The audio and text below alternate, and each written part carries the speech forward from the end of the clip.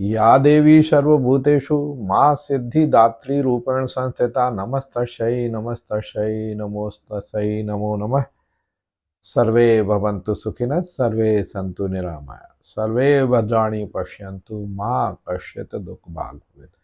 मित्रों, आप सबका अभिनंदन है।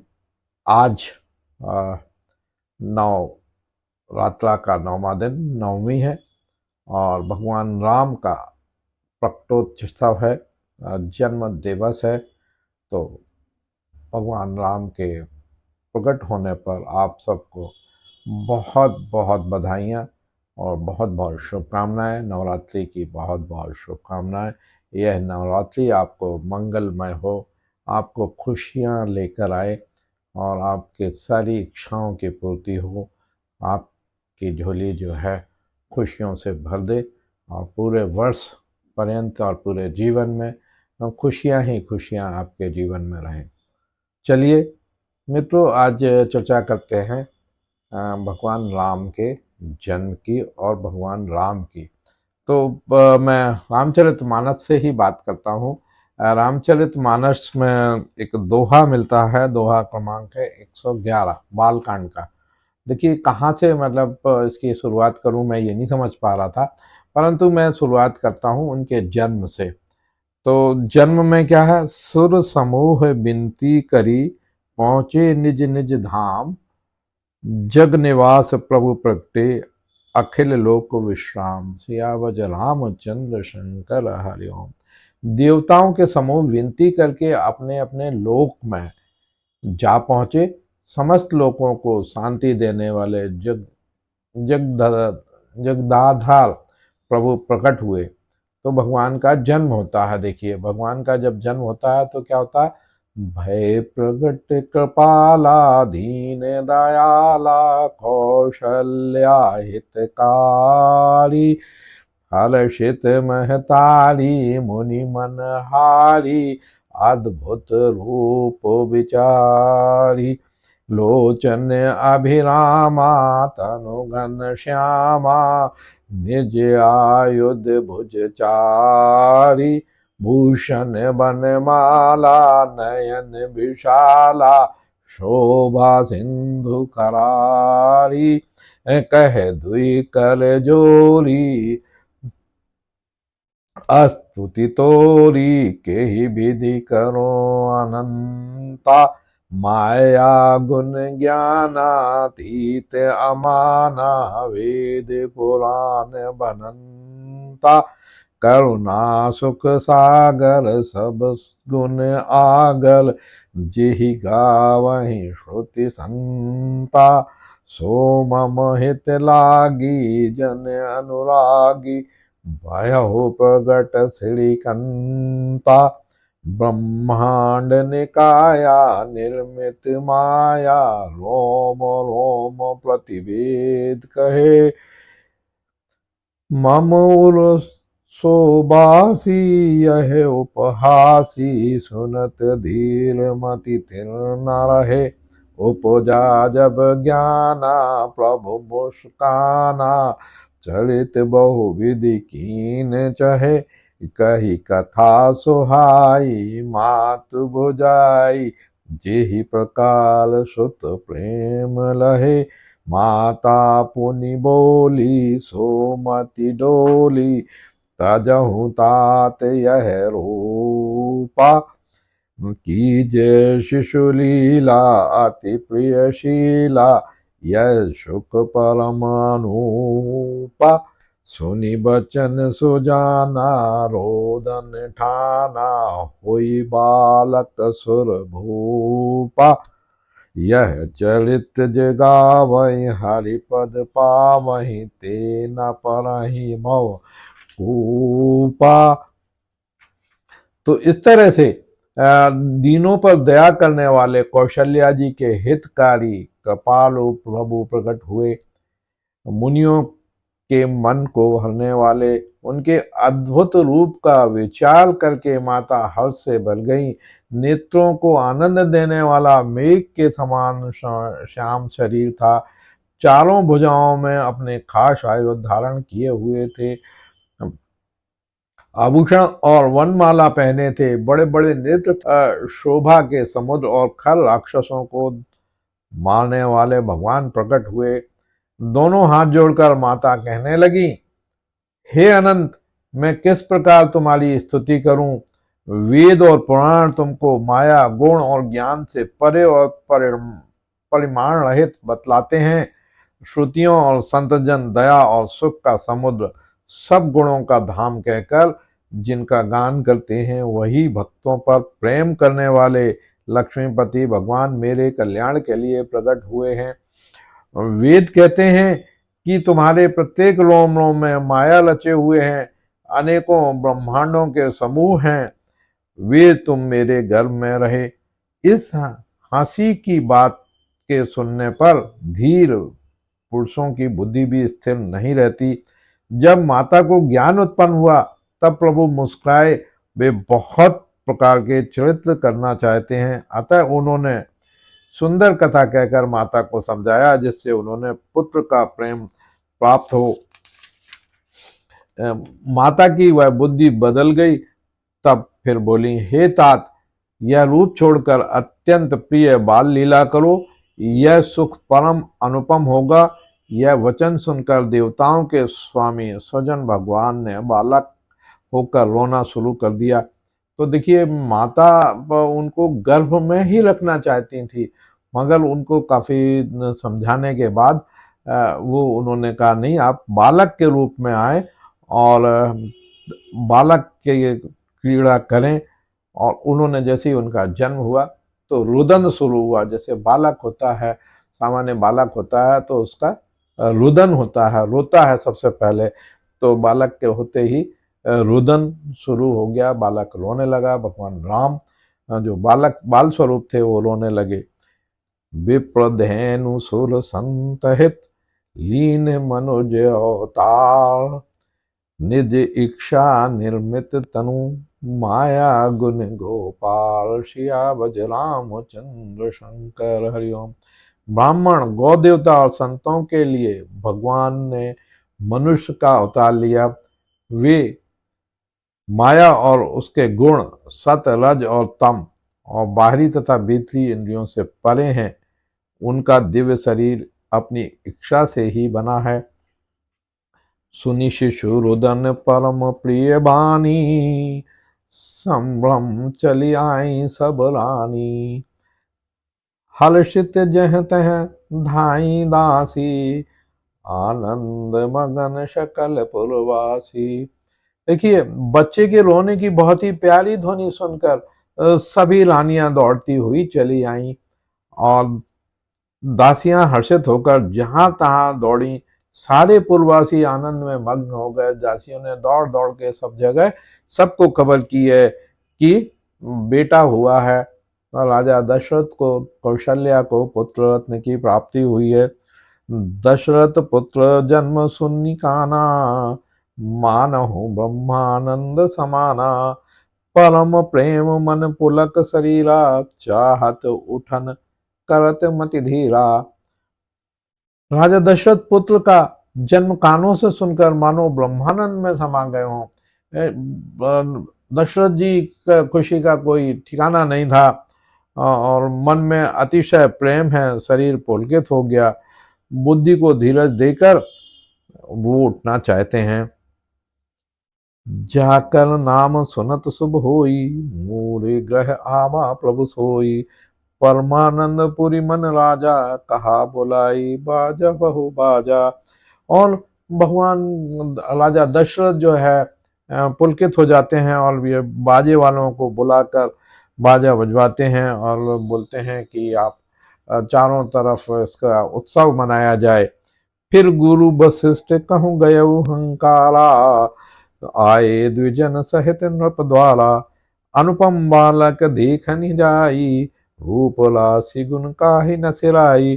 फिर गुरु वशिष्ठ के पास संदेश आता है और उनको बुलावा भेजा जाता है। तब गुरु जी है अपने ब्राह्मण के साथ उनके दरवाजे आते हैं। तो राजा दशरथ उनकी पूजा करके उनको अंदर लाते हैं और सबसे पहले वशिष्ठ रामचंद्र की जय। देखिए खुशी कैसे मनाई जाती है, जगह जगह ग्रह ग्रह बाज बधाओ, शुभ प्रगटे सुषमा कंद, हर्ष हरसवंत सब जह जह तह, नगर नारी नर वृंद, सियावर रामचंद्र शंकर हरिओम। घर घर मंगल में बधावा बजने लगे, क्योंकि शोभा के मूल भगवान प्रकट हुए हैं। नगर के स्त्री पुरुषों के झुंड जहां तहां आनंद मग्न हो गए। केकई सुत सुमित्रा दो, सुंदर सुत जनमत में भयउ, वह सुखी संपत्ति समय समाजा, कहीं न सकई सारद अहिराजा। कैकई और सुमित्रा इन दोनों ने भी सुंदर पुत्रों को जन्म दिया। उस सुख संपत्ति समय और समाज का वर्णन सरस्वती और सर्पों के राजा शेष जी भी नहीं कर सकते। देखिए सबसे पहले रामचंद्र जी पैदा हुए, फिर उसके उपरांत जो है कैकेयी के पुत्र भरत, शत्रुघ्न और लक्ष्मण, मतलब अलग अलग रानियों से थे, इनके जन्म हुए और इनके जन्म की खुशियां चारों तरफ मनाई जाने लगी। अब बारी आती है नामकरण संस्कार की। अब नामकरण संस्कार के लिए इन्होंने वशिष्ठ जी को बुलाया, और जैसे अभी भी होता है कि बच्चों को जो है जो पंडित होता है, जो ब्राह्मण होते हैं, वो उनका नामकरण संस्कार करते हैं, और नामकरण का बड़ा विशेष महत्व है। तभी वो मन संतोष बनी, के जह तह देहि आशीष, सकल तना चिर जीवहूँ तुलसीदास के ईश। राजा ने सबके मन को संतुष्ट किया। सब लोग जहां तहां आशीर्वाद दे रहे थे कि तुलसीदास के स्वामी सपुत्र चारों राजकुमार चिरंजीवी दीर्घायु हों। कछु दिवस बीते इहि भांति, जात न जाने दिन अलुलाती, नामकरण कल अवसर जानी, भूप बोली पठय मुनि ज्ञानी। मतलब नामकरण कुछ दिन बीत जाने के बाद तब नामकरण संस्कार का समय जानकर राजा ने ज्ञानी मुनि श्री वशिष्ठ जी को बुला भेजा। कली पूजा भूपति अस भाषा, धरे नाम जो मुनि गुनि ज्ञान राखा, इनके नाम अनेक अनुपा, मैं नृप कहबहु स्वमति अनुरूपा। मुनि जी की पूजा करके राजन ने कहा, हे मुनि, अपने मन जो विचार रखे हों वो नाम रखिए। हे राजन, इनके अनेक अनुपम नाम हैं, फिर भी मैं अपनी बुद्धि के अनुसार कहूँगा। अब देखिए वशिष्ठ जी को भी बहुत कठिन कार्य था कि वो उनके नाम रखें। जो आनंद सिंधु सुख राशि, जो आनंद सिंधु सुख राशि, सीकर ते त्रिलोक सुपासी, सो सुख धाम राम अस नामा। देखिए सो सुख धाम राम अस नामा, अखिल लोकदायक विश्रामा।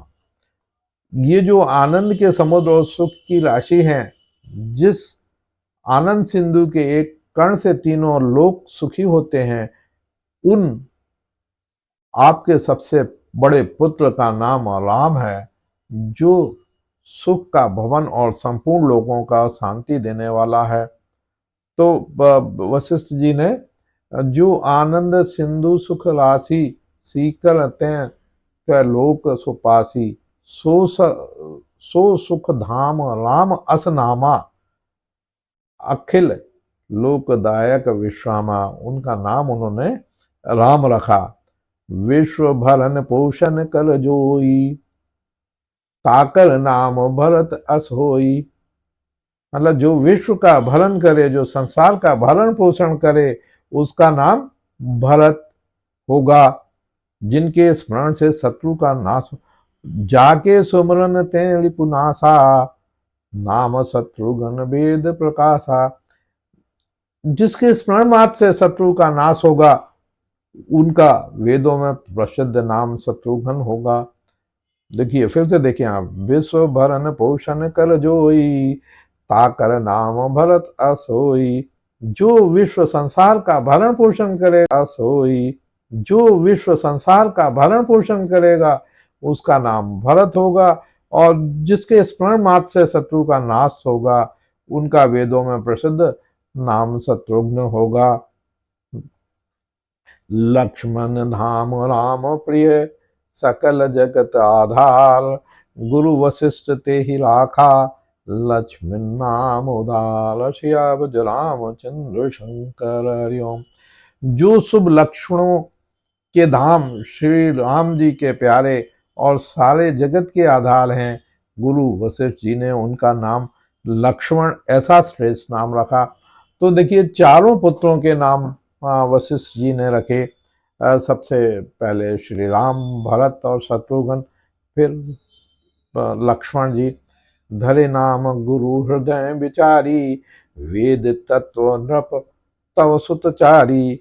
मुनि धन जन सर्वस शिव प्राणा, बाल के लीरस ते ही सुख माना।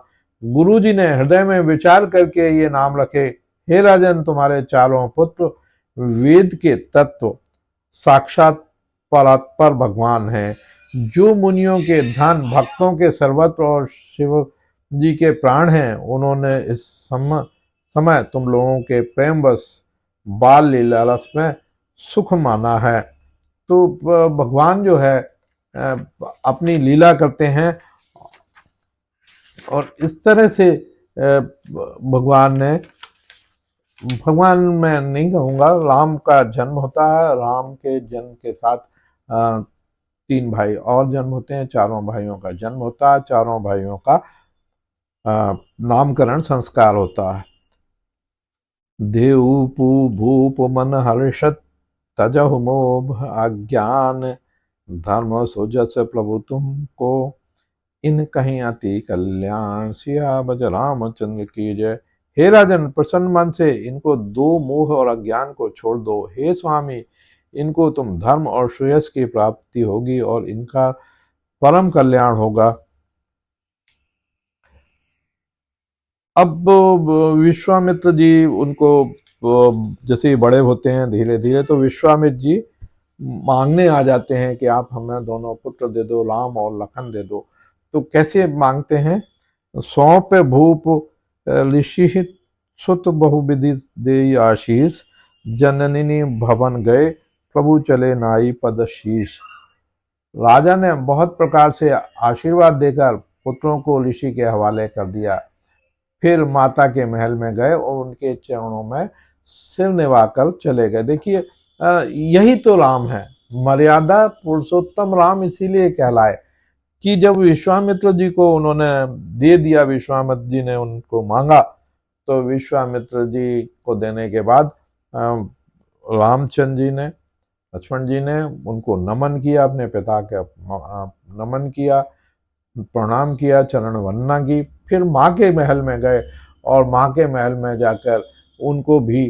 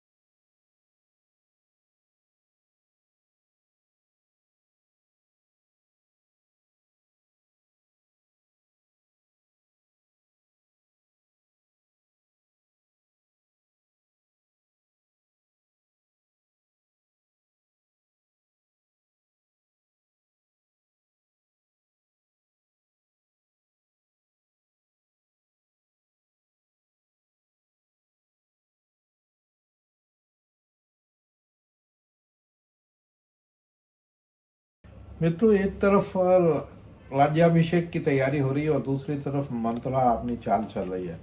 मंत्रा कैकेयी को समझाती है कि तुम कोप भवन में चले जाओ, और कोप भवन में राजा आप आएंगे तो जब वो कुछ भी कहें आप उनकी चिकनी चुपड़ी बातों में नहीं आना। वो आप उनको तो एक ही वर मांगना कि आप भारत का राज्याभिषेक होना चाहिए, और माता का पितृ के प्रति मोह जागृत कर देती है।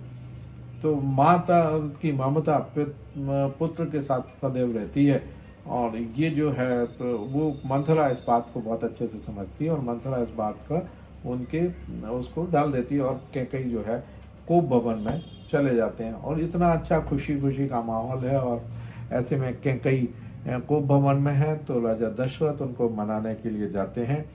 तब उन्होंने एक वरदान मांग लेती हैं कि नहीं, हमें जो आपने वो दिया था, वचन दिया था कि हम जब भी आप कहोगे तब हम आपको वरदान देंगे, वह वचन आज आप हमको दें और उस वचन का निर्वहन आज करें। तो वो वचन मांगती हैं, यही टर्निंग पॉइंट है। फिर इसके बाद जो है, अब वचन के बाद में आज का समाप्त करके अगला जो है अयोध्या कांड में क्या क्या होता है उसका वृत्तांत का वर्णन करूँगा।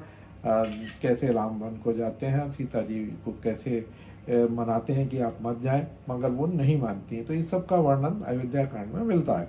तो देखिए अब क्या होता है।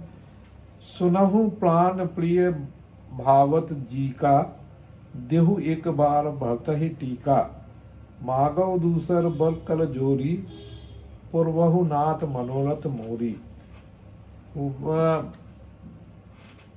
क्या बोलती है माता कैकेयी, हे प्राण प्यारे दशरथ की पत्नी कैकेयी के, तो यहाँ तो कैकेयी बोलूंगा। कैकेयी सुनिए मेरे प्राण प्रिय, मेरे मन को भाने वाला एक वर तो दीजिए भरत जी को, राज तिलक, और हे नाथ दूसरा भर भी है, मैं हाथ जोड़कर मांगती हैं मेरा मनोरथ पूरा कीजिए। एक बल मुझे यह दीजिए कि भरत का राज तिलक करें, और दूसरा वर ये दीजिए कि भगवान रामचंद्र जी को वनवास 14 वर्ष का वनवास दीजिए। तापस वेश विशेष उदासी, 14 बरस रामु बनवासी, सुनी मृदु बचन भूप ही शोका, शशि कर छुअत विकल जिमिको कू। तपस्वियों के वेश में विशेष उदासीन भाव से, राज और कुटुंब आदि से ओर से भली भांति उदासीन होकर, विरक्त मुनियों की भांति राम 14 वर्ष तक वन में निवास करें। कैकेयी के कोमल विनय युक्त वचन सुनकर राजा के हृदय में शोक हुआ, और चंद्रमा की किरणों के स्पर्श से चकवा विकल हो जाता। देखिए इस तरह से जब वचन मांग लेती हैं कैकेयी तो वो कितनी परेशानी में आती हैं और कितनी दुविधा होती है। यही एक टर्निंग पॉइंट है, और यही आज्ञा पालन करते हुए, पिता के की आज्ञा का पालन करते हुए भगवान राम ने वन गमन का रास्ता चुना। उन्होंने विद्रोह नहीं किया, पिता की आज्ञा का, माता की आज्ञा का पालन किया, और आगे चल के कठोर धर्म का पालन किया। तभी वो आगे चल के पुरुषोत्तम श्री राम कहलाए। और मित्रों 500 साल बाद पुनः श्री राम जो है अपने घर में विराजमान हुए हैं, और यह भी एक अत्यंत गौरव का विषय है। आज का दिन बड़ा श्रेष्ठ दिवस है। आज जब उनका जन्म हुआ उसी समय 4 मिनट के लिए 12:04 में उनके मुखमंडल पर सूर्य का प्रकाश, जो आईआईटी कानपुर और आईआईटी के बच्चे हैं उन्होंने तैयार करके एक डिवाइस तैयार की, और उनके मुखमंडल पर, उनके मस्तिष्क पर सूर्य का प्रकाश डाला। यह भी अत्यंत हर्ष का विषय है, और मैं भगवान राम के चरणों में बार बार प्रणाम निवेदित करता हूँ, और ईश्वर से, भगवान राम से यह कामना करता हूँ कि पूरी पृथ्वी पर किसी तरह का कोई दोष क्लेश ना हो, सभी प्राणी सुखी रहें, प्राणियों में सद्भावना हो और मानव का कल्याण हो। हम हमेशा इस बात की कामना भी करते हैं जब भी हम कोई मंदिर में बात करते हैं तो बोलते हैं विश्व का कल्याण हो, प्राणियों में सद्भावना हो, मानव का कल्याण हो, विश्व का कल्याण हो। कभी हम जाति धर्म की बात नहीं करते। ये संकुचित विचारधारा सनातन संस्कृति की तो नहीं है। तो मित्रों, आप सबको नवरात्रा भगवान राम के जन्म दिवस की बहुत बहुत बधाइयाँ, बहुत बहुत शुभकामनाएं। जय हिंद, जय भारत।